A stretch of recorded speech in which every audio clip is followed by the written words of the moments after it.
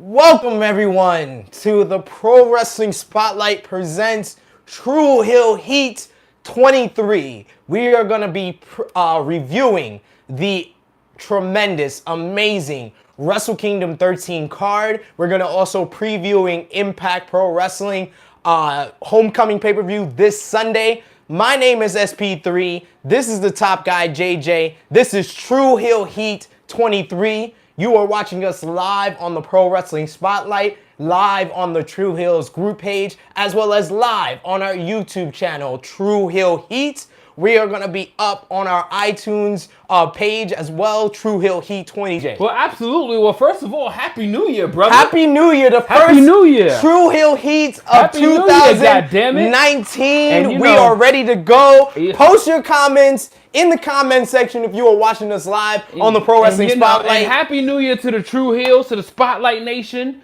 Literally about to hit the 2-year mark of doing True Heel Heat. Like, this is kind of crazy. This summer, SummerSlam weekend, we're going to be hitting 2 years. 2 years of True Heel Heat. That's why I had to change the color of the drink. You know, it's like at the Henny special.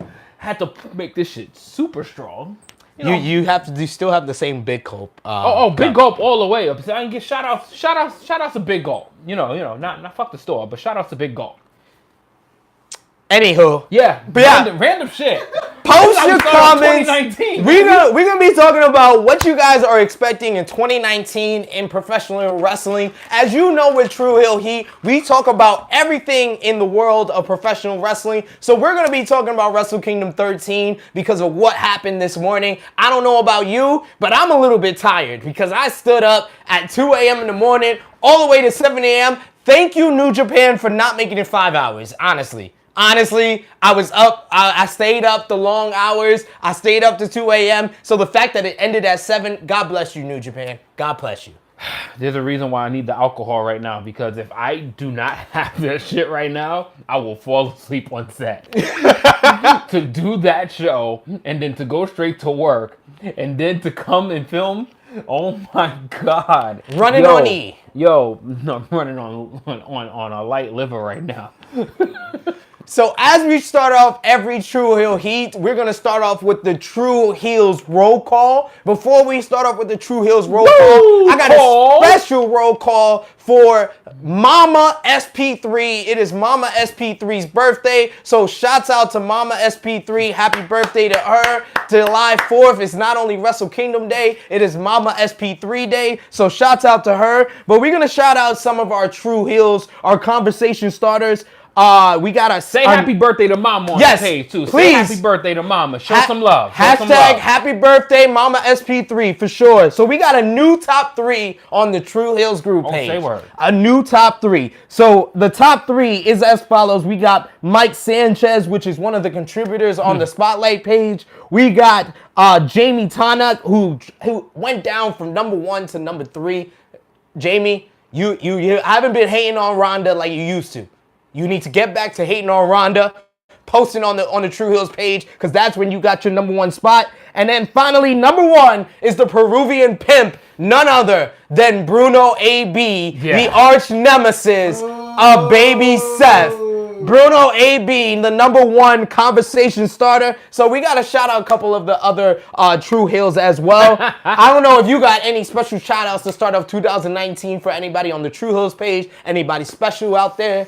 Listen, just basically it's just shout out to bringing in another year of greatness, like bringing in another year of True Heels rising, bringing in another year of doing what we do best, and that is being annoying, causing hell, wreaking havoc, saying shit that you don't like, being the anti-WWE people that you absolutely love to be. And a dose of reality and more realness coming your way in 2019. A lot of unfilteredness coming from True Heel Heat, as you expect from us, guys. So post your comments, what you expect from the True Heels. We've been hearing you guys. You guys want more fan interviews at our live events. So I'm going to be at Evolve coming up in January, the Johnny Gargano event. So I'm going to be interviewing fans live for the True Heels page, as well as for the True Heel Heat YouTube channel. So we are listening to you guys. So post your comments. We want to hear your feedback. But to shout out a couple of our True Heels, we got Michael Peretti, we got Michael Gomez, we got Warren Mills, who I met at All In Chicago, we got Carlos Promino, we got William Schmilm, we got Tim Gonzalez, who is a longtime True Hills group page member. He's been coming out the woodwork. He's coming out of hiding. So shouts out to Tim. We got our YouTube subscriber. Wow. Yes, he's back. Check that out, right? He's back. Yes. Oh, okay. All right. We got our YouTube subscriber highlight. We got Frank Peruto. We got Aaron Lee. So shouts out to you guys for commenting on our many videos. You guys are the reason that we contribute so many of these videos weekly. So check out our True Hill debate of the as well as heated opinions. If you are watching us live on our YouTube channel, there is more to come during the week from the True Hill Heat page. So do you have any very special shout-outs outside of the ones that you made the general consensus before we move on? Absolutely not. Of course not. Of course Absolutely not. Of course not. Like, why the fuck would I spend special shout-outs to people? Like, really? Like, do I get special shout-outs? I don't get special shout-outs. You know what I said? I'm going to make this a little bit more selfish this go around. I do all these shout-outs. Shout out to this. Shout out to that. You know what? Fuck the shout-outs right now. Let's just get to the show. A very special shout-out to the Jobber Tears podcast. Sir Wilkins, I did the Impact Homecoming and You did a really good job at making me feel bad right there because prediction I do have show. my special shout-out. Yeah, exactly. I do. And my heart always warms up. My heart always warms up when I hear from HR Zone and then the true goddess of the True Hills, my girl Mimi, and you know, HR Zone Janelle. You know, when I hear that, yeah, I do feel kind of bad. So special shout-out to y'all, but the rest, whatever. So before we move on to our top news, we want to hear from the True Hills. We want to hear from the Spotlight Nation. So what do you guys have to say before we get into our top news? Bruno says, so I'm no longer part of the top 3, huh? That must be Little Johnny's doing. I see. Bruno! We literally said you're number 1. You're not even in the top 3. God, you don't listen. No, uno. You have to say You're numero uno. See. You're numero uno. What are you talking about? You're not number 1. You're numero uno. Top 3. No, you're above 3. You're above 2. Bro, listen. Tacos. Reading, I mean, come on, man. I know I talk fast. You see, you're too busy cutting these damn promos after this show, after this fake commissioner wants to put us in a match, and you want to sit here and not listen to what is being said. You actually just got complimented, my brother. Enjoy the compliments. Stop being so fiery. It's only the 4th day of the year, damn it.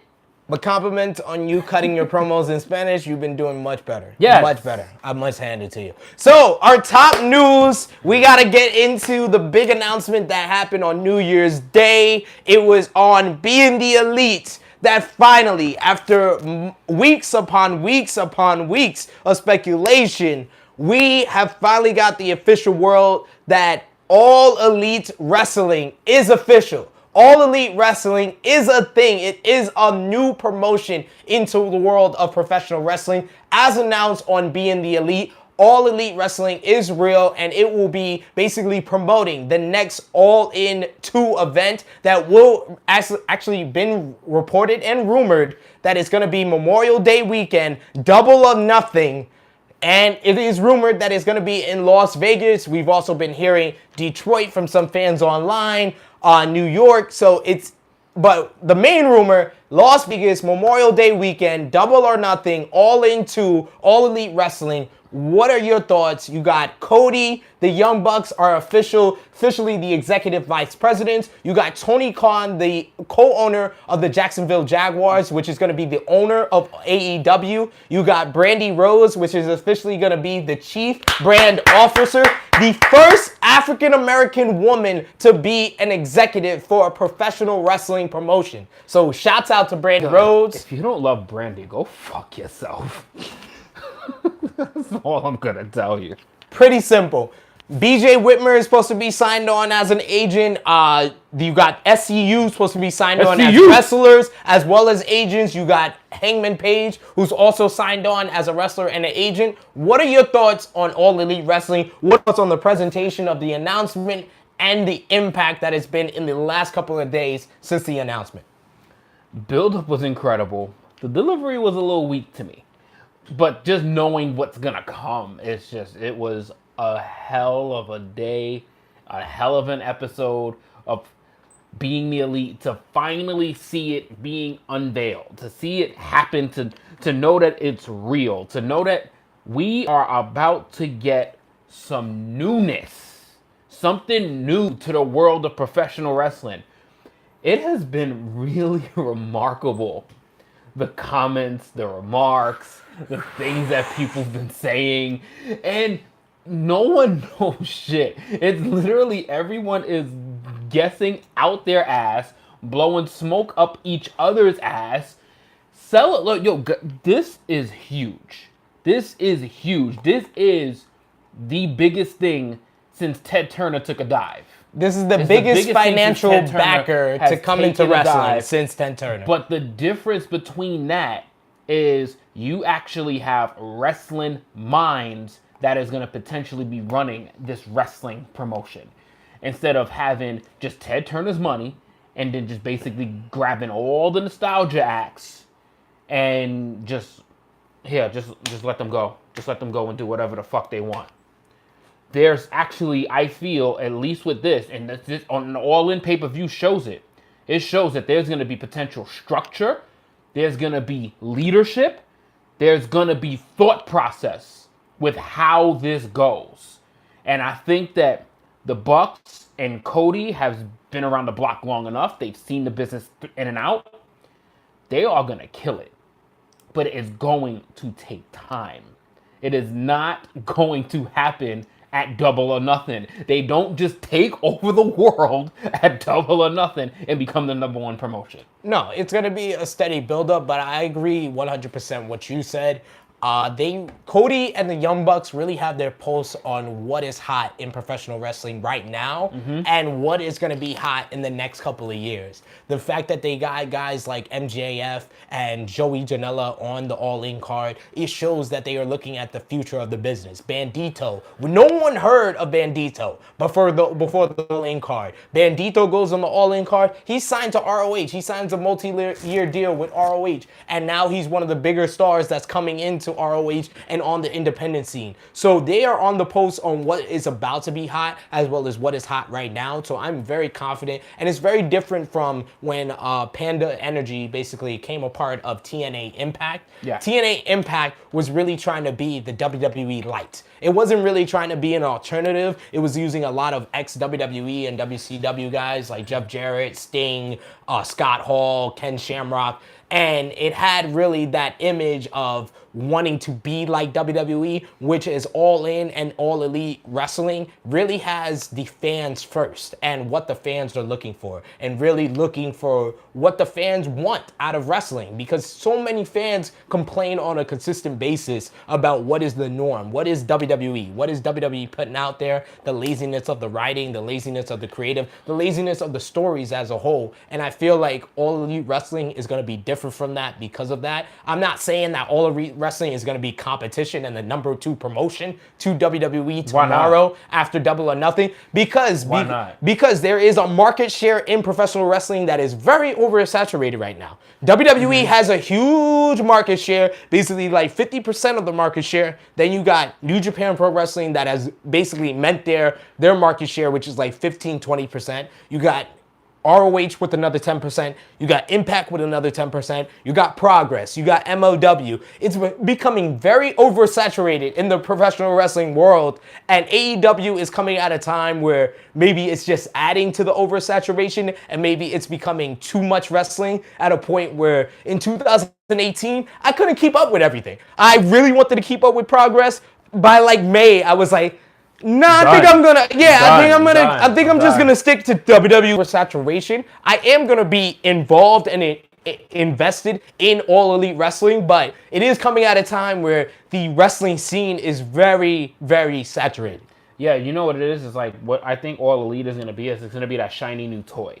It's gonna be that shiny new toy that you just have to see how it operates, what it does, what it brings to the table, and the partnership between AEW and ROH kind of seems unrealistic because they are both in the US, right, and they're both going after the same basically talents. Yeah.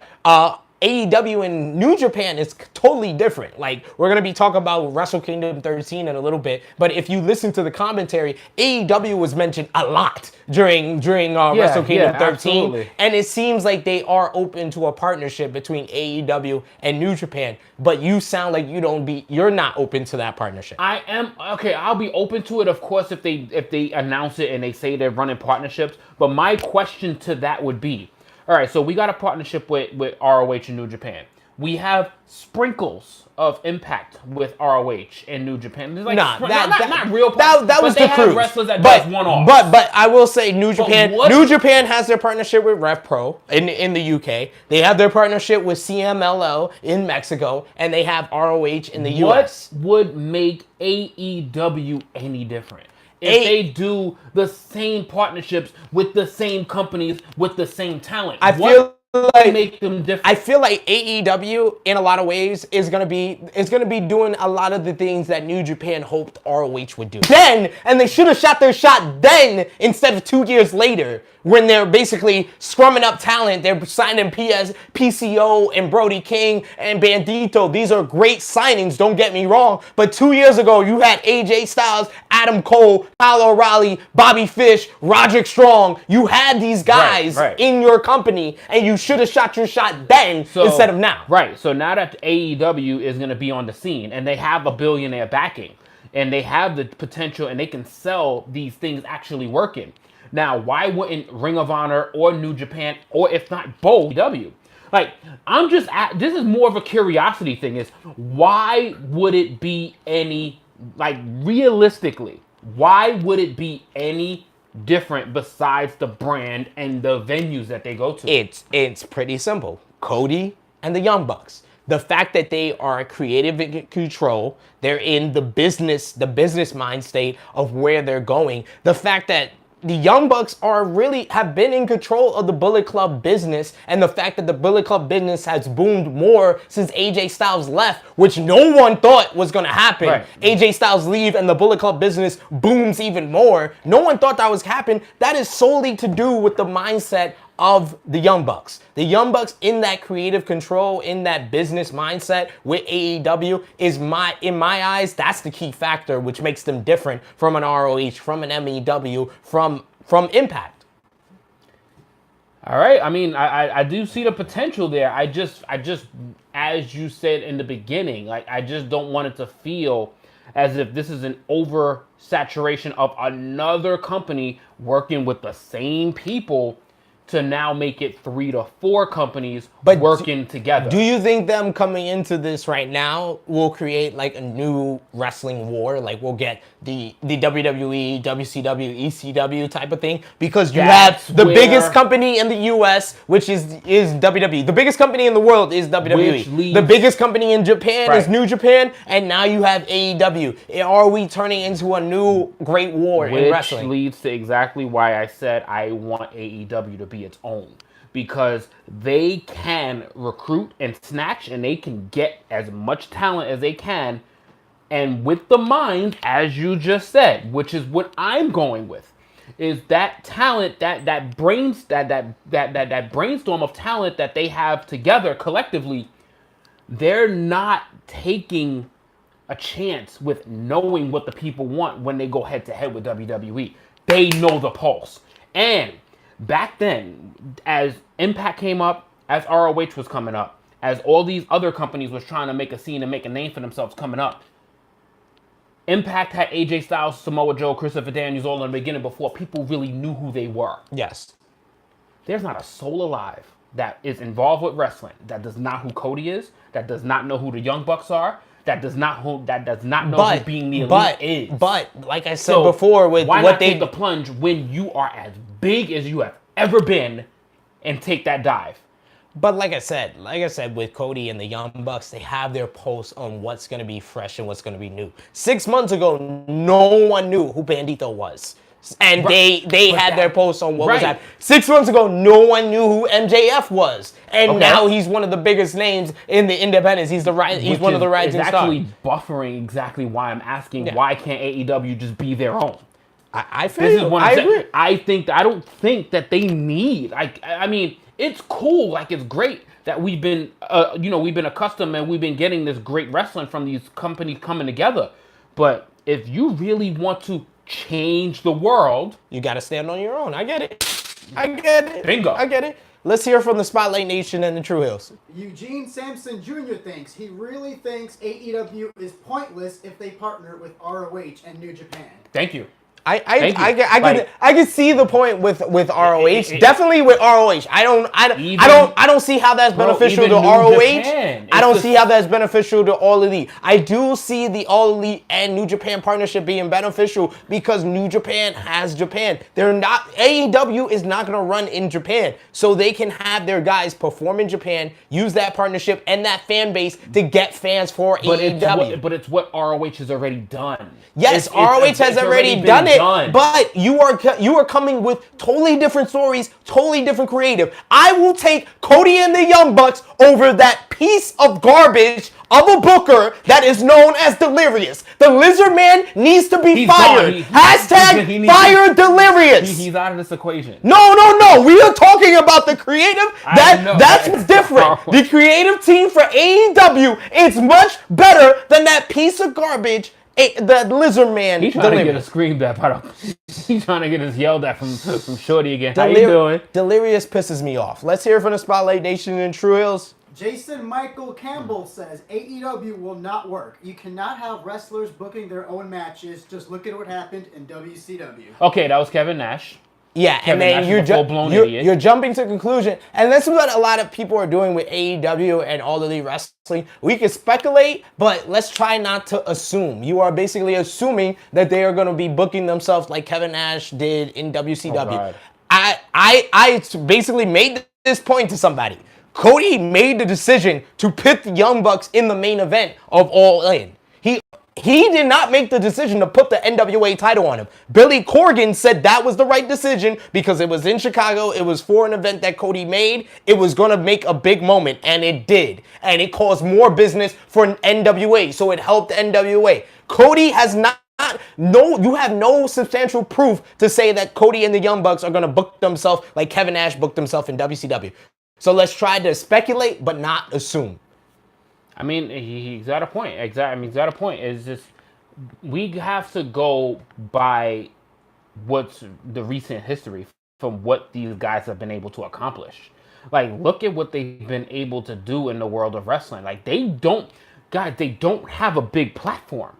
They do not have a big platform for this. Like, they've never had a huge platform. Now, if you think that Fight or FTE or whatever, Fight Light or whatever the fuck they on, or the Honor Club or whatever, that shit is not a platform. And the fact that they've been able to step outside the box, get a streaming show, do these things at their own time, at their own expense, at their own will, at their own creative thoughts. Now that they have their hands on the pulse of the company and they're listening to the fans, they're actually listening to the fans. And guys, this is why we love them. This is why we love the Elite. This is why we love the Bullet Club. Because they have their finger on the pulse of us, the fans. So if we had to put our brain trust and we had to put our funds into a company, why the hell would we not trust this trio? There's a reason why they sold out in 29 minutes for All In. An event that had one match advertised that was built up on a YouTube channel that had 100,000 subscribers. In question, did it deliver? It delivered. It was everyone pretty much had it in its top 5 to top 10 shows of the year. 4 hours. So, it was 4 hours, and it was a fucking phenomenal event. Final thing before we move on to our next top news topic. What do you think of the involvement of Chris Jericho with AEW? I hope he's heavily involved in it. I mean, the man is damn near 50, so I don't see him having the longest of futures there. So he's gonna be around for a long time in the wrestling business. But how many more classics and how many more great matches is he really gonna be looking forward to doing while he's 50?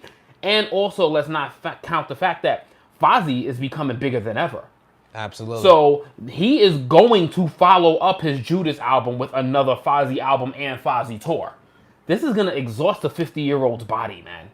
So how much more wrestling can he do? But that mind That mind of his, use it to the benefit. Oh my God! Just let his brain go. And the one thing Chris Jericho hasn't been able to do, he was around in the early beginnings for ECW, but he hasn't been able to basically say he helped build the company. So this is his opportunity to be involved in that, and I definitely feel like AEW can do some things with that.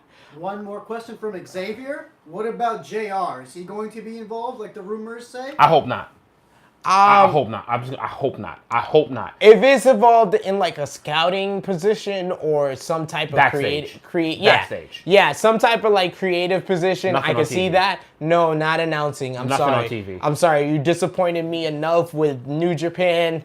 I'm sorry, JR. I'm not willing to take that risk. Yeah, that JR's dead. Please, for our YouTube subscribers, as well as you on the Spotlight Nation, as well as True Heels, post your comments on what you think AEW should do. Should it aim to be the number 2 competition for WWE or be the alternative to WWE? So we want to hear from you guys. Please post your comments. We want to hear what you guys have to think. But let's hear from them if we have any other comments before we move on to our next top news.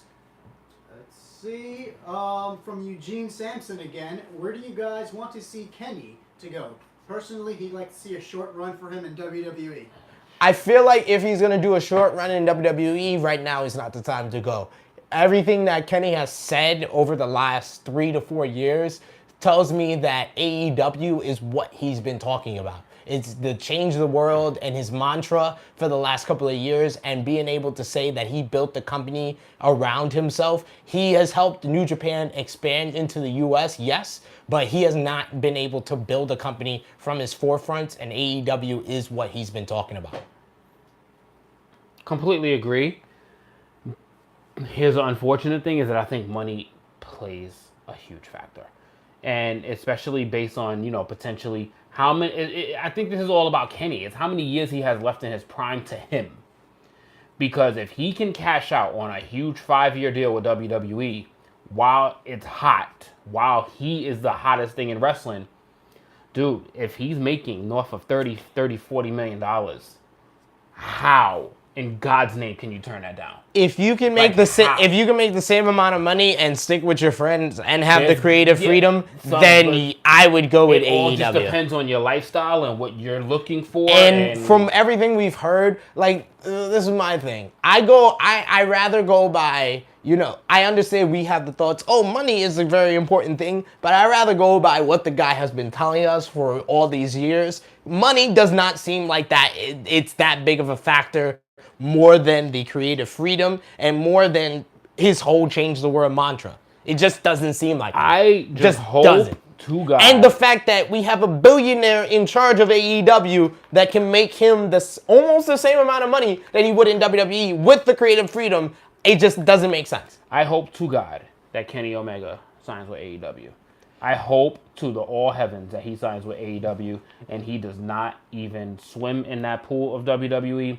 Because this is the first thing I thought about when he goes to WWE, his merch is going to suck.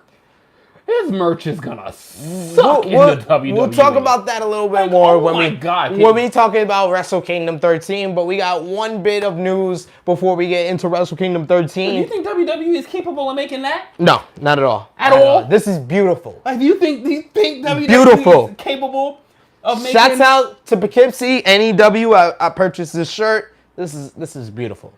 No, they're not. Just bottom line. No, they're not. You're gonna get the cleaner shirts, like Neville did when he was the king of the cruiserweights. Awful. So we're gonna touch on this very shortly. So we have Pete Dunne, Tyler Bate, and El Ligero. They basically finished up their UK independent scene run. This is a news story that came out a couple of weeks ago. Basically, WWE signed the NXT UK talent to new contracts. These new contracts basically means that they can't work for all of these British independent scenes unless there are ones that are authorized by the WWE. So they can work a lot of people can work for Progress, ICW, and the ones that are affiliated with WWE, but can't work for, certain other ones. Pete Dunne and Trent Seven even got as far as they were restricted from performing at promotions that they started up themselves. And Pete Dunne and Tyler Bate had their farewell match for Progress, basically following up for my heated opinion from months ago when I said that Progress signed their death nail when they signed a deal with WWE, and Pete Dunne and Tyler Bate, two of their biggest stars, had their farewell match. So, what do you think about this new deal with the NXT UK? I'll just say first to lead off, although I feel like Progress signed their death nail signing this deal with WWE, I am very happy for the superstars, for the wrestlers. This is a great deal for them. They get the exposure of the WWE. They get a new contract. They're making more money than they ever would on the independent scene in the UK. So I am very happy for guys like Pete Dunne, like Tyler Bate, like Trent Setter, like El Ligero. The fans in the UK, the fans that were supporting this UK independent scene, the reason that this UK independent scene got the attention of WWE to make NXT UK, those are the people that I kind of feel bad for. But the wrestlers themselves, I'm very happy for. I actually feel very happy for all of the NXT UK superstars that is having the chance to get a bigger platform to do this, because and I feel what you're saying about those independent gym seat attendees, but when they're paying $20 to go to a show, when they're basically paying the rent to go to the show, and then the athletes basically make zero to pennies to perform there and to perform at the same level as if they would if they're in front of 15, 20,000 people, sometimes a business decision, I can't get mad at the business decision. Oh, no. I cannot get mad at it. Oh, no. And they will still be labeled UK. They will still have a lot of events in the UK, but it's just gonna be kind of locked down. They're gonna be kind of locked down to their one branch, and I love it. Like, I kind of like it. I like the idea of them being tight-knit, getting paid a whole lot more. That, they deserve this money. Like, they deserve this. Like, they busted their ass for so many years being unknowns. Like I emphasize, I'm very happy for the NXT UK superstars. On that front, I can't get mad at it because, dude, we got families, bro. I am very happy. I feel like it's a wise decision by the WWE to do this because it's a smart business decision. When you are charging $50, $60 at the minimum to have these guys perform and to have people come out and see them perform, when they can pay $20 to less to see them perform in an armory and a gym, it just doesn't make much sense business-wise. So it definitely makes sense for the WWE. It definitely makes sense for the NXT UK superstars. I just feel kind of bad for the UK independent scene fans. It was good while it lasted. Yeah, they were on the rise from 2015, 2016, 2017, and then WWE came in and just. But kind of took that away. We had a show in Queens about a year and a half ago. Yeah. In the summer, and the gym was like 197 degrees, and we literally in person, live, in color, in front of us, we saw a man shatter his leg. Guess who covered that? Not WWE. Guess who's still recovering? That individual. Oh no, he recovered. So yeah, but it's still a work in progress. So it's like, sometimes I don't agree with everything WWE does, and I barely agree with the shit that they pull off. But at the same time, it's like, dude, sometimes business decisions, they gotta come to fruition. And the fact that they got their chance at the big time and they're getting their big payday, they deserve it. They deserve every fucking cent and every opportunity. I'm happy for them. What do you guys think, Pro Wrestling Spotlight Nation and the True Heels? What do you guys think about the NXT UK? What do you guys think about All Elite Wrestling? Let's hear from you guys. True Heel Maurice. Who didn't see that coming in regards to WWE and the UK scene? WWE wasn't going to come into the UK to be another independent. They came to take over.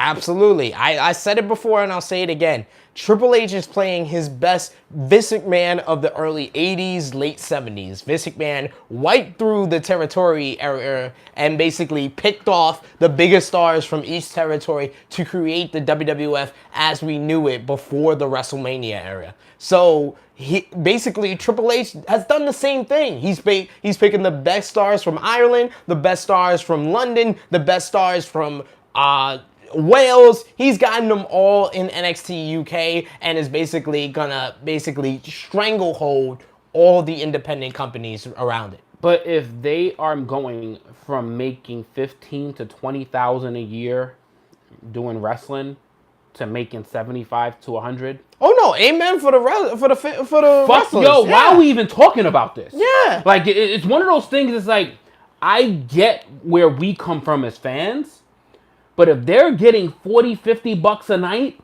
fuck that. They deserve way more than that. And if they get an opportunity to do that, because Triple H isn't signing every single one of them, there's still people in those scenes. There's still people that is going to be doing those progress shows. There's still going to be people doing those shows that we go to 192-degree gym for, that is going to get that same $35 per fight. Like, there going to still be people that gets it, but for the ones that deserves and gets that opportunity, there's not a person that should ever even be thinking about hating on this, because they are doing what is best for them and they have earned it. Bottom line. Amen to that.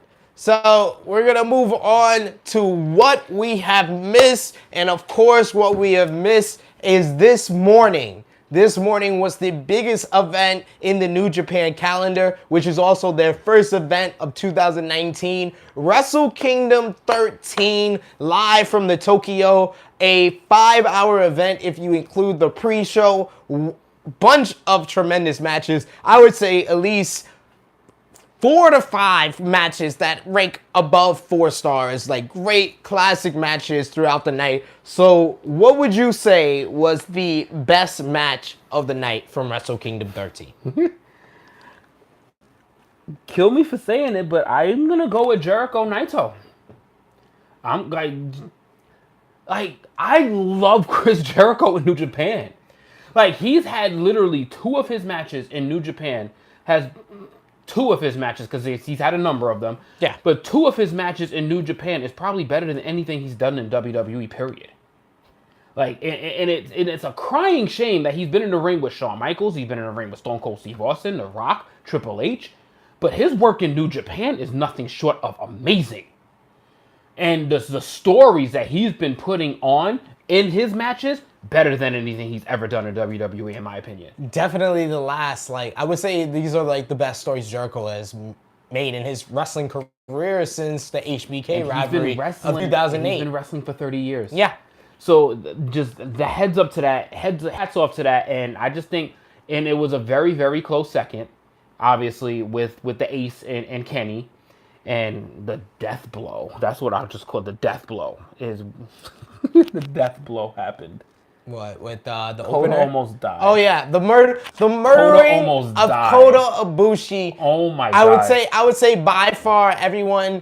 I would say, you know, Jericho's DDT onto Naito onto the table was an oh my God moment. Tanahashi doing the high fly foe and crashing through the table onto Reed's side was an oh my God moment. But and of course, Okada removing the jacket and having the shorts on. No, Oh my God! You will never hear a bigger pop for someone's thighs more than you will hear a pop for Okada's thighs. We were talking about the fact that a man literally just went from pants to trunks, got probably the biggest pop.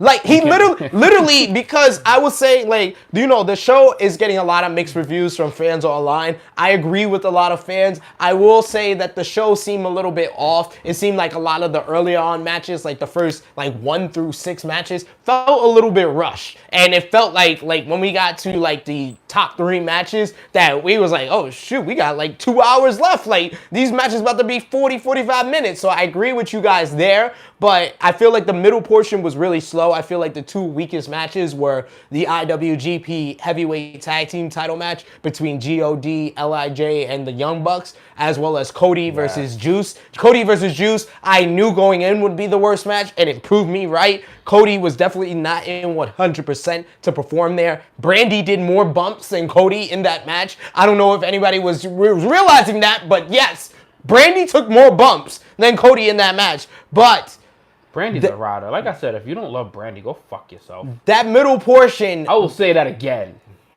And again and again. Brandy for life. That middle portion got you ready for those top 3 matches, and the pop for the return of the Rainmaker. Oh my God, that gave me chills. Like, the pop for the Rainmaker Bucks, The pop for the jacket, the pop for the music, and then the pop for the trunks was freaking amazing. But Tanahashi versus Omega was my match of the night.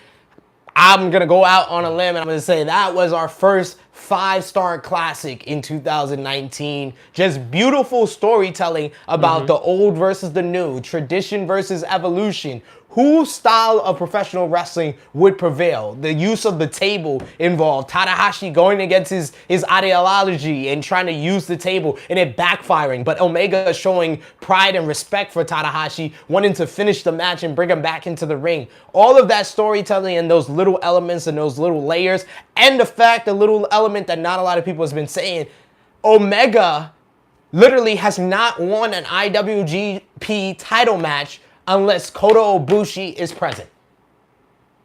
He's never won an IWGP title match unless Kota Ibushi was present. Kota Ibushi was in his corner. Well, no, I would say no. Well, in Japan, because he did win in San Francisco against Cody, so I'll give him that. But in Japan, he's never won an IWGP title match unless Kota Ibushi was present. He was in his corner against Okada, in his corner against Ishii. He was in the triple threat at King of Pro Wrestling. He wasn't in his corner at Wrestle Kingdom, and he lost. The ace was crowned. Your man, the man you put the WWE title on his shoulder. Put the strap on him. He won his eighth on him. IWGP heavyweight You're welcome for that picture that's been floating all over the True Heels page that's been edited by my man Josh probably 1,000,000 times already by now. I like the Drake photo. The Drake photo was cool. I like cool. the Drake photo. The Drake photo and the edit itself was pretty cool.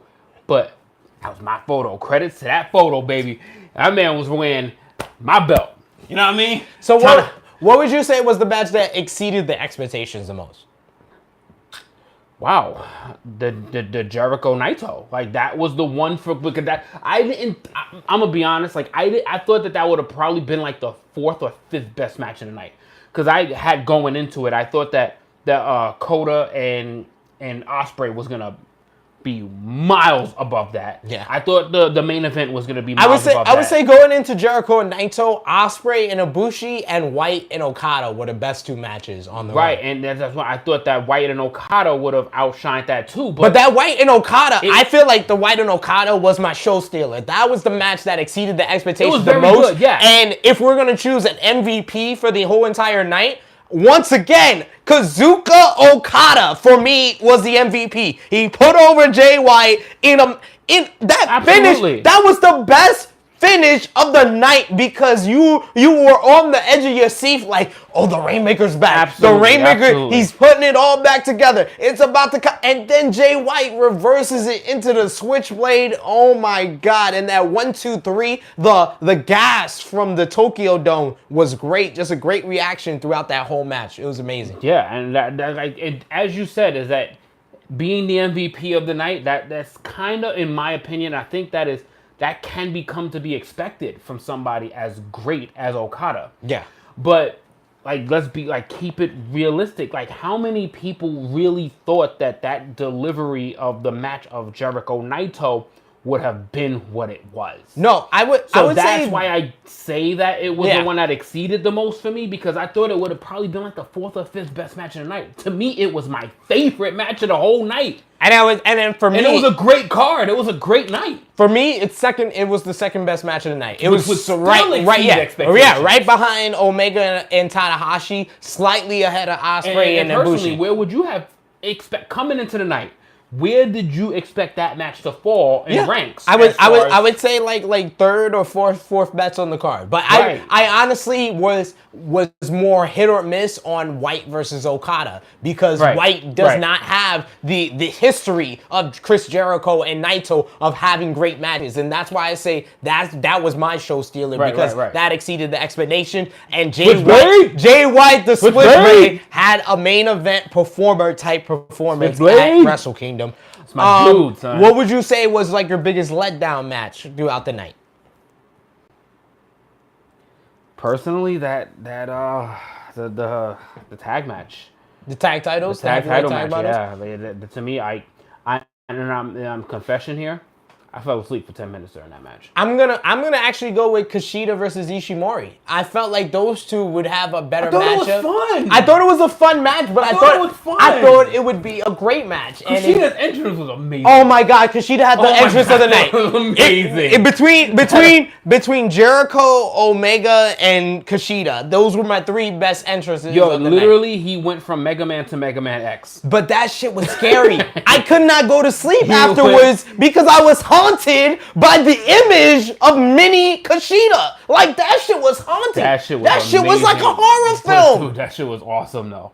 That shit was awesome. That shit was too Guys, real. if y'all haven't seen anything from Wrestle Kingdom, see the entrance. Look at that entrance. My man went from Mega Man to Mega Man X. Anybody that knows what I'm talking about. Shouts out to Taguchi playing Doc Brown, by the way. Facts. Shouts out. Any other big moments that you want to mention? Of course, we should mention 8 new champions. All the titles changed at Wrestle Kingdom 13. Every single title.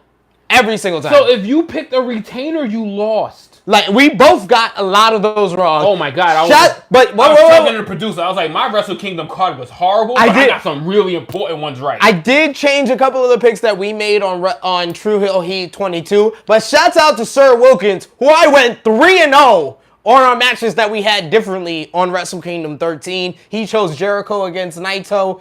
I chose Jericho too, so don't feel bad. Yeah, it's okay. He chose Kota Ibushi against Ospreay. Oh, I picked the aerial. Yeah, you did. I picked Kota Ibushi on True Hill Heat 22, Jesus. but I decided to switch it up on our prediction show. You smartened up. Yeah, I smartened up. I will admit that. And then we had one other one that we had differently. So shouts out. No, we had White and Okada. He picked Okada. I picked White. You smartened up. Yeah, I did. Oh, you definitely smartened up. I did. I smartened up on those two. True Hill Heat 22. I did. I rewatched it. I rewatched it before our prediction show. Shirt up for that match. Let's hear from the True Hills and the Spotlight Nation before we move on to what is next. Eugene Sampson just says it's Kenny's last match in New Japan, so Uncle Dave's probably going to give it 8 stars.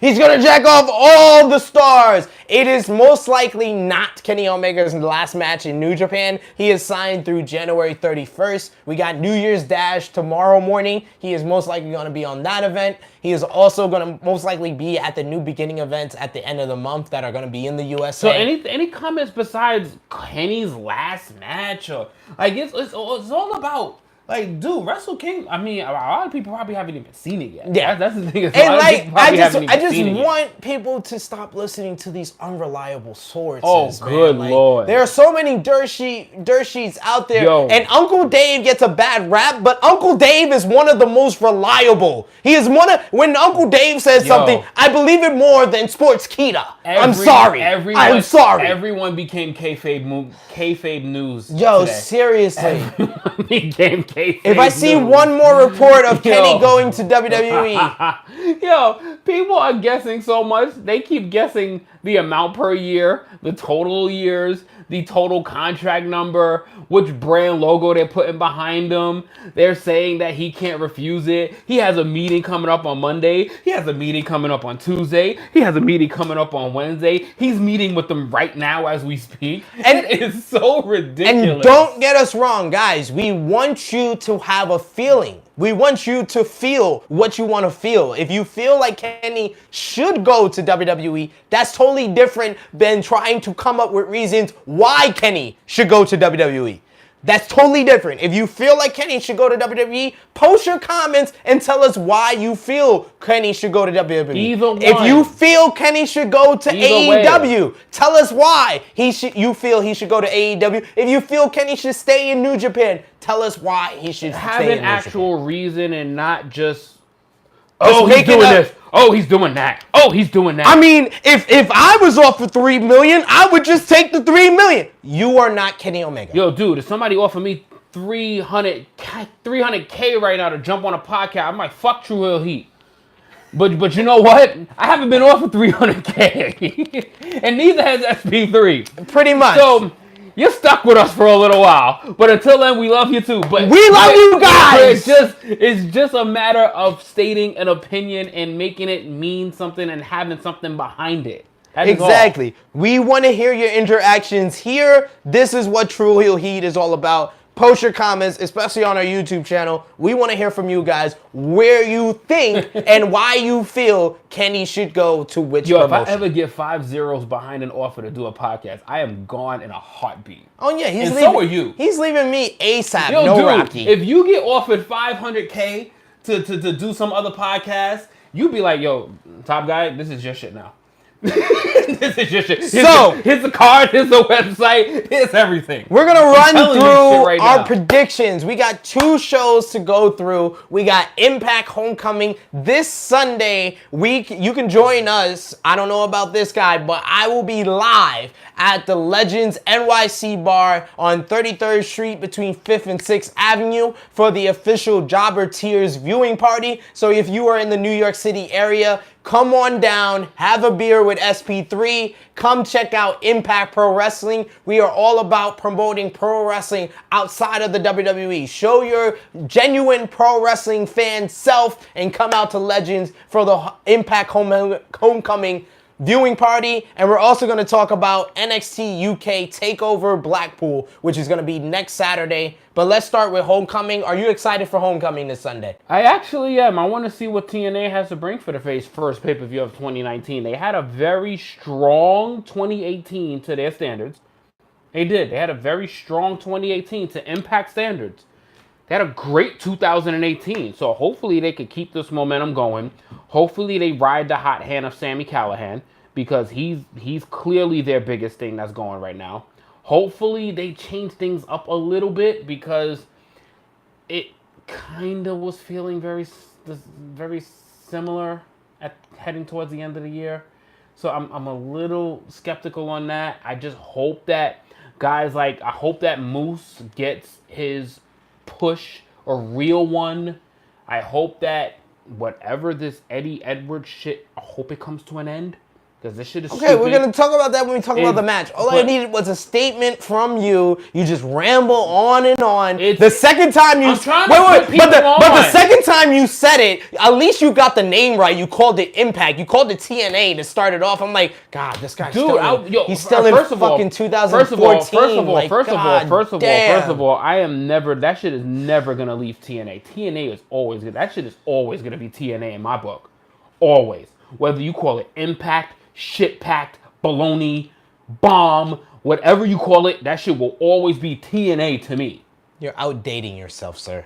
Anyway. Well, I'm becoming outdated. Yes, you are. Let's start off. You know what happens when you get older? At least I'm blessed to hit this age, motherfucker. Let's start off with the matches that they just added to Impact Homecoming. We got a big one. It's an Impact Knockouts tag team match. Yes, it's not on the paper, so you can't read off of it. We got Dark Alley. She's going to be teaming with Su Yung. Right there. No, it's actually not there. She's going to be teaming with Su Yung to verse Jordan Grace and Kara Hogan. If you can see that on that piece of paper, you have magic eyes. It's the power of the alcohol, baby. That shit gives you supervision. That shit is at the top of the page. So, Alley and Su Yung versus my girl, Big Mama Pump, Jordan Grace, and our boo, Kara Hogan. Fire. Who you got in this one? I don't really care about this division. I'm going to be honest. This is the one women's division I don't care about. Unless... Oh yeah. Is Tessa Blanchard fighting at this show? Is she? You can tell people don't look at anything that the show is on. Is Tessa Blanchard he couldn't even look at the card to find out that Tessa Blanchard... in this. We're gonna get to that. We're starting from the bottom to the top. Allie and Su Yung. Allie and Su Yung. No, I did not. I said Allie and Su Yung versus Jordan Grace and Kara Hogan. It's pretty simple. You got a black chick and a thick chick versus a dead chick and the bubbly chick that she turned to the dead chick. It's pretty simple. Pick one team. Go ahead. I'm gonna go with the bubbly chick that turned into the dead chick. That's who I'm gonna go with. I'm gonna go with the bubbly chick that turned into the dead chick. I'm gonna go for Big Mama Pump, Jordan Grace. Yes. Moving on. What did you get for naming these stupid matches? Moving on. We got Sami Callihan, the Draw, your boy, going one-on-one with the Mac, Willie Mack. Who you got? Bring the rail spikes with you, brother. I'm going with the Draw in this one. Fuck the Mac, man. Unfortunately, I have to agree with you. The Draw deserves this win. He was the Impact Wrestler of the Year for 2018, so he needs a big win here. Of course, he's the biggest thing in Impact. Falls, TNA, whatever the fuck you want to call it. Falls count anywhere. You got Moose, the Nigerian Wonder, going one-on-one with Eddie Edwards. Who you got in this one? Moose. That answers my question. Moose. I just told you I hate the whole Eddie Edwards thing. I don't like Eddie Edwards either. He's from Boston, so I have to pick with Moose as well. And he looks stupid. Hopefully, this is the last time we agree on anything. Stupid. Next up, we got the Impact World Tag Team titles on the line. This right here is a certified banger. This right here is the match that's going to steal the show. We got the champions, the longest reigning champions in Impact history, LAX, going against the Lucha Bros, Pentagon Jr. and Phoenix. Who you got? That's all you need to know. He's still doing homicide. Fuck the Lucha Bros, man. Fuck out of here. The LAX will have Zero Mero. Lucha Bros will become the new Impact Tag Team Champions in Nashville, Tennessee this Sunday. You got the Vegan X Division Championship will be decided. The X Division Championship was vacated by Brian Cage when he used option C to get his shot at the Heavyweight Championship in the main event at Homecoming. So Ultimate X returns to crown the new X Division champion. You got Jake Chris of OVE going up against All Ego Ethan Page, going against Rich Swann, going against Trey Miguel of the Rascals. He thought I couldn't do that. You can't handle this. Can you handle this? Can you handle this?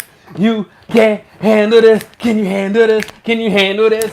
Uptown, back down, bang, bang, bang, bang. That's what I'm going with, Rich Swann. I'm going with Black Excellence. Going with Black Excellence to win this match, baby. So they need some name power to get that X Division title, and what perfect name to do it than Rich Swann, because you can't handle this. Damn, man. Like, I really want... I picked Rich Swann on our prediction show for True Heels and Jobber Tears. I really want to pick Rich Swann here. Yo, is his name really called Jake Christ? No, Trey... what? Jake Chris. Jake Chris. Like, what the fuck? This guy can't even read. Anyway, I'm going to go with Rich Swann. I got to go with Rich Swann. I feel like the X Division needs a jolt. It needs to spark up a little bit. And Rich Swann is that guy that can be that spark for the X Division. So I feel like he's a good pick to win Ultimate X. And I can't wait to see Ultimate X. So please post in the comment section what match you're most looking forward to from Impact Homecoming this Sunday. Impact Knockouts Championship on the line. This is going to be a rematch from Bound for Glory. You got the champion, the Diamond, Tessa Blanchard. My boo, Tessa Blanchard, going one-on-one with Mrs. Johnny Impact, Taya Valkyrie, with the special guest referee, Impact Hall of Famer, Gail Kim. Who you got in this one? Did I not ask you like 5 minutes ago, is Tessa Blanchard on this card? Well, if you read what the show is about, and then before you get a match here, against you and Taya. Next. So I'm guessing you're going for Tessa. Next. I'm going for Taya. Taya needs this victory. She lost at Bound for Glory. Taya needs to go home and get that pot. She needs to go home and get that. Taya needs this victory. She lost at Bound for Glory. Trash. She needs to get this win back. Taya is trash. And we need to set up a dream match of Tessa Blanchard versus Gail Kim. Gail Kim must cost Tessa Blanchard the Knockouts Championship. Right, whatever. Gail Kim is retired. She's not retired. No one's retired. She's just in the Hall of Fame. Just like Shawn Michaels. Wait. Oh, speaking of people in the Hall of Fame, Impact Hall of Famer Abyss will go one-on-one with Eli Drake in a Monsters Ball. The whole TNA Hall of Fame should be fucking obsolete. So what are we talking about here? You just said the Hall of Fame. Is it not the TNA Hall of Fame? Yeah, he's the Impact Hall of Famer. Abyss versus Eli Drake. Who you got? Impact does not have Hall of Fame. Yes, they do. They do not have a Hall of Fame. They do. They do not exist long enough to have a Hall of Fame. They've existed for almost 20 years. So now, you go back to TNA now. Yeah. Oh, now it's TNA. Now it's the TNA Hall of Famer. No, he's an Impact Hall of Fame. He's not fucking Impact. That's Impact what they call sucks. it. That's what they call the Hall of Fame. Anyway, I'm Well, going. you got Abyss. It's not what you just said is not a fact of life, but my pick is a fact of life. I am going Eli Drake all the way. Easy. This is slam dunk shit. Slam dunk shit. I gotta agree with this guy once again. Eli Drake. I can't pick an Impact Hall of Famer over Eli Drake. I gotta go with Eli Drake. And finally, we got our main event of the evening. It's gonna be the champion Johnny Impact going one-on-one with Brian Cage. Brian Cage invoked Option C. He was the X Division champion. He invoked Option C, which was created by the man that Johnny Impact defeated for the Impact Heavyweight Championship, Austin Aries, almost 6 years ago. He's going to invoke that. We got Brian Cage going one-on-one with Johnny Impact for the Impact Heavyweight Championship. Who you got? I'm definitely... All right, so I had thought about this one for a little while, actually. I did think about this one for a little while. So, Johnny Impact is the current champion, correct? Yes. So he's definitely losing this match. He's definitely losing this match to the Machine, because I think that he is the whore of wrestling. I think that Johnny Impact is the whore of wrestling, and he is definitely going to be one of the signees to AEW. So how do you not go to AEW? He's the whore of wrestling. He's been in every promotion there is to man. Not ROH, not MLW, not PWG. But anyway, not Evolve. Keep naming them shits. Not Progress. Keep naming not them. ICW. Go ahead, whatever. He's been in every promotion known to fucking. He's been everywhere. God damn it. And he's gonna be Johnny something when he goes to AEW. He's gonna be Johnny Elite when he goes to AEW. So get ready for it. So on the prediction show, I agreed with this gentleman. I picked the Machine, Brian Cage. But on to further review, I actually realized the storyline which is at play. Johnny Impact defeated Killer Cross about a month and a half ago. Ever since then, Killer Cross has been basically negotiating with Johnny Impact to basically become his hired man, to become the role that Killer Cross was for the former Impact Heavyweight Champion, Austin Aries. Killer Cross had an interaction even with Brian Cage over the last couple of weeks. So I feel like Killer Cross will come out and cost Brian Cage this match, and Johnny Impact will not only retain the Impact Heavyweight Championship, but he will turn heel at Impact Homecoming. Too bad he won't be there. He's gonna be there. He's gone. He will expand his whoredom, and he will go to AEW. You're just as bad as those Kenny to WWE marks. No. Just Not as bad even. as Not that. even. Because You have zero stands to go on with this, but you're gonna go with this. It's called a gut feeling. Do you see people say they have a gut feeling about Kenny to WWE? Last time I was very vocal about a gut feeling. My Moonlight Fantasy came to life in a little place called Orlando, Florida. Nigga, that was like 2 years ago. But I don't go on gut feelings to You still carrying transition. on with this shit. I don't go on gut feelings. You still carrying on with You this shit. goddamn right. Because you know why? Because I had the God. whole True Heels family issue me a public apology.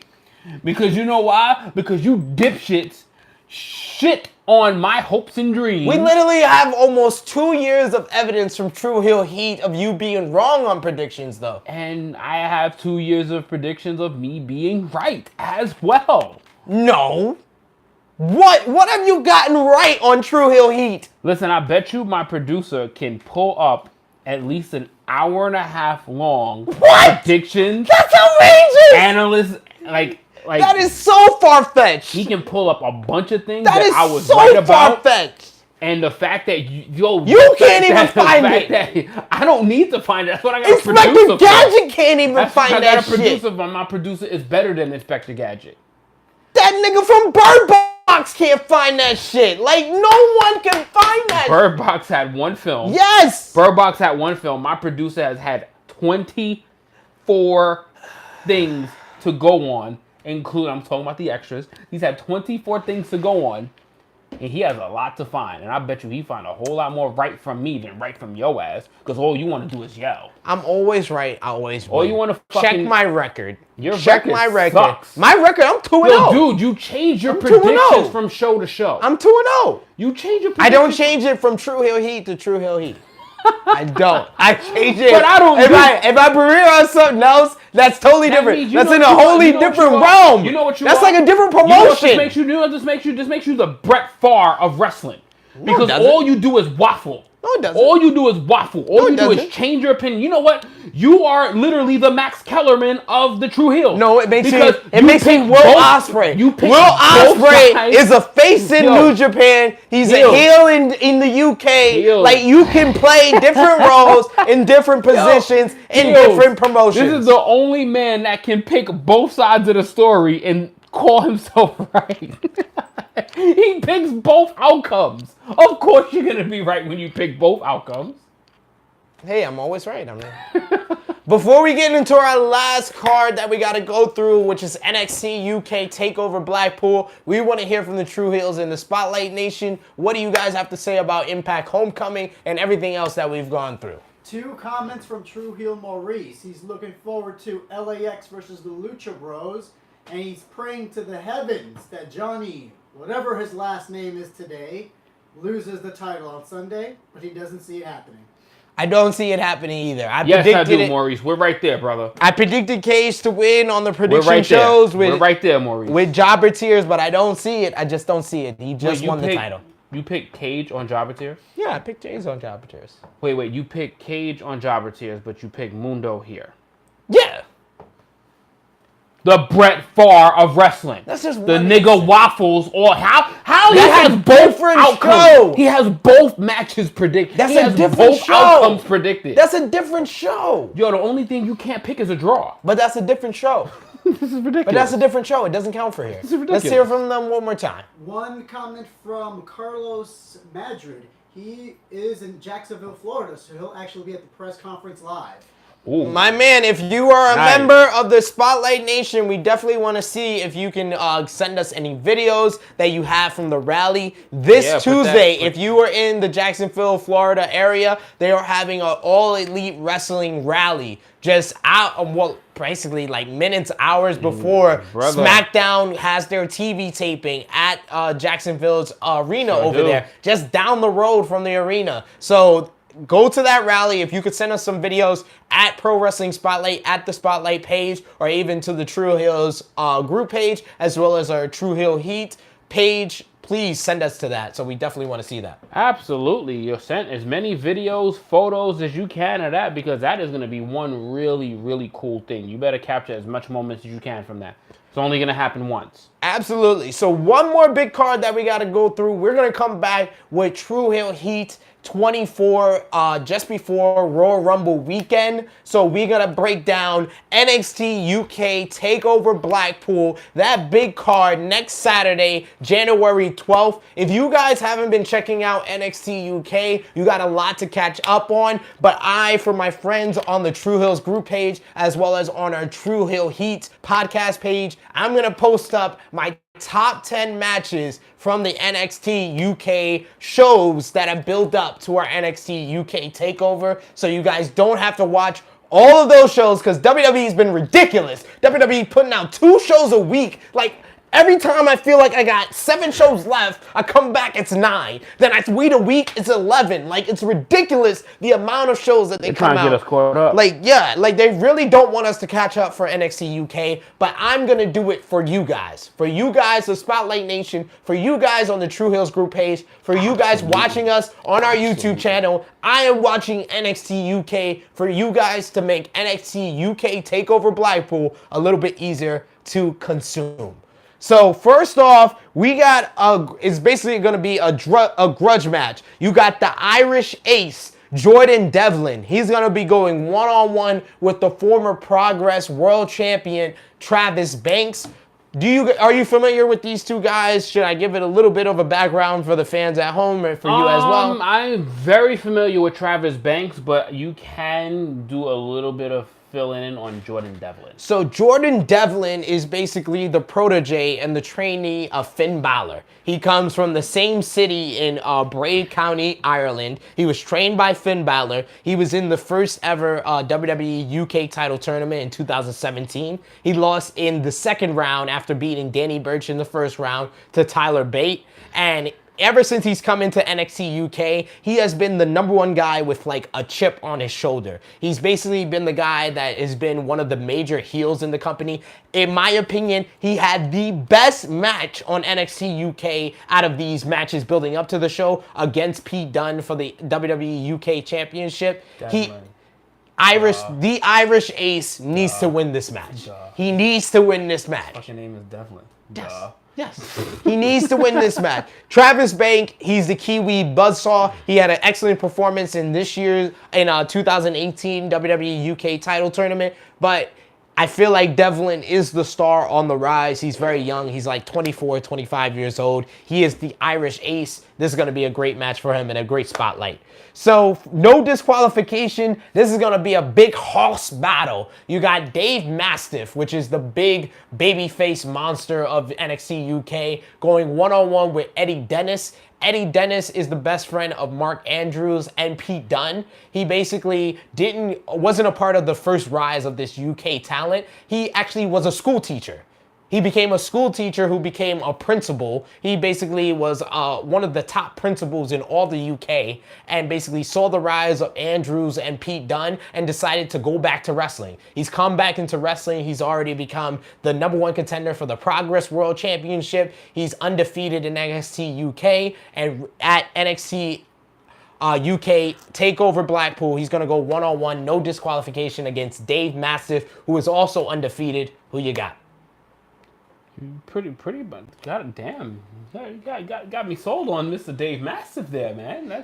Dave Mastiff is a bad dude. He's like 375 pounds. He moves like Kevin Owens, but he's bigger. How the hell can I move? How the hell can I bet against Dave Mastiff?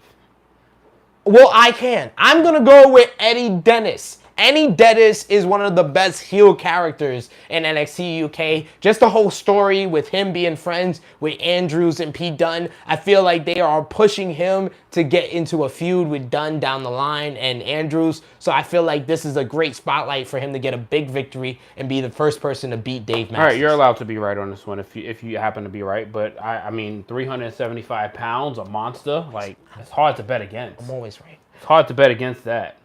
NXT UK Tag Team Championships will finally be decided. You got Tyler Bate and Trent Seven of Mustache Mountain, the former NXT Tag Team Champions. They're going to be going up against Grizzled Young Veterans, which is the team of James Drake and my stepfather, the person who picked me up from the orphanage, the true heel of NXT UK, Zach Gibson.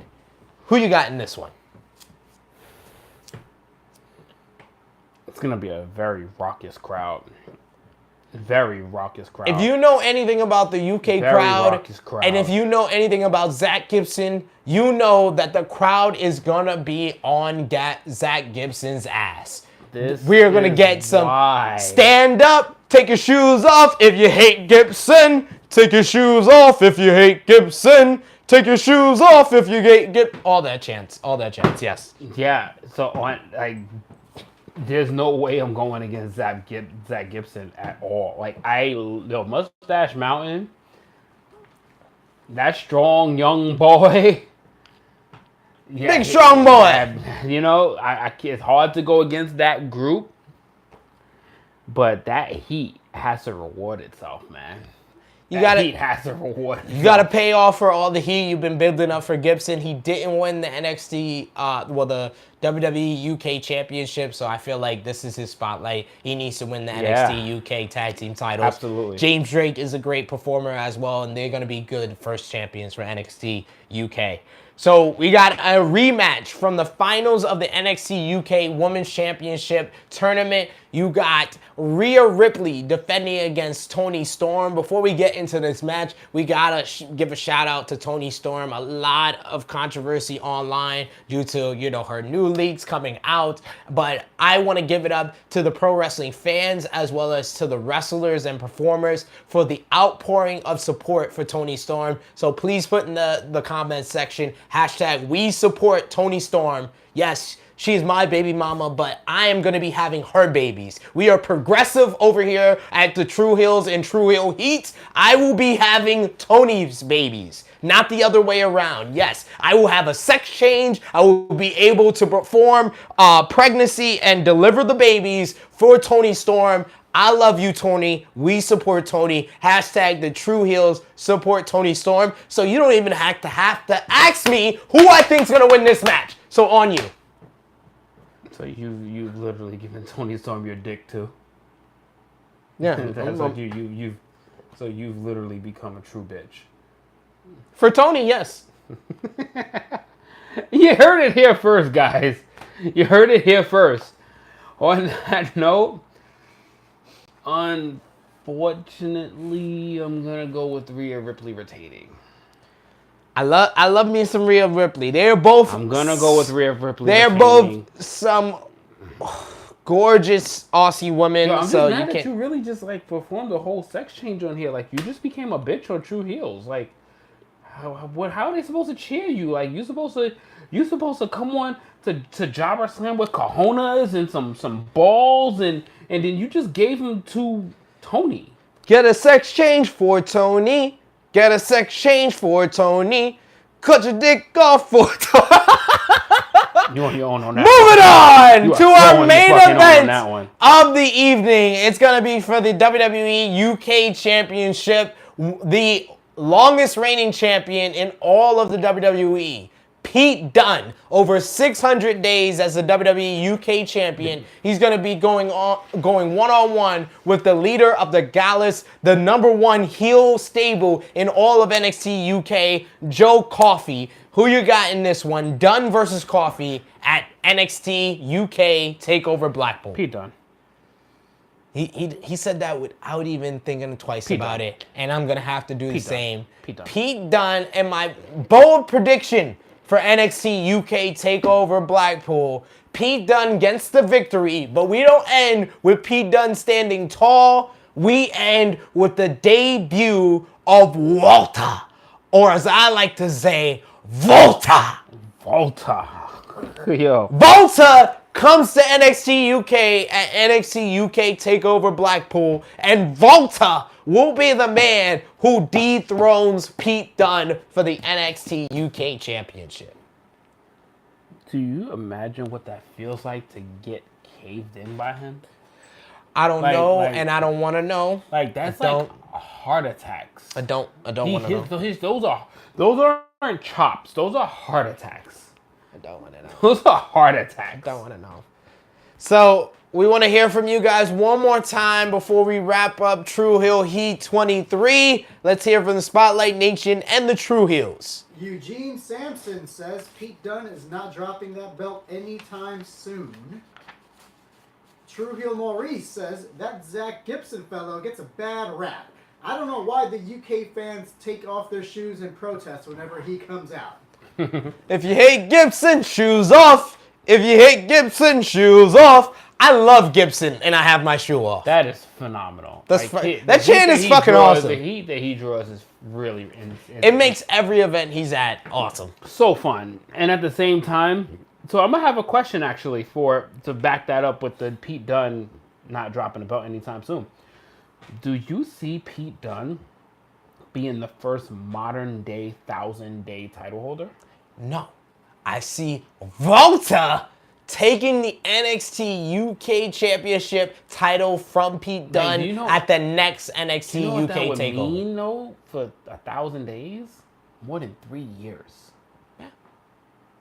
Like 3 years, right under 3 years. Right under 3 years, he would have to hold that. Well, title he's at 600 plus, so he would have to make it to the end of this Another year. year. Yeah, he would have to make it to that. And I just He don't has to see make it to February of next year. If they sign Volta, I don't see how Pete Dunne holds on to that title. He would have to make it to February of next year.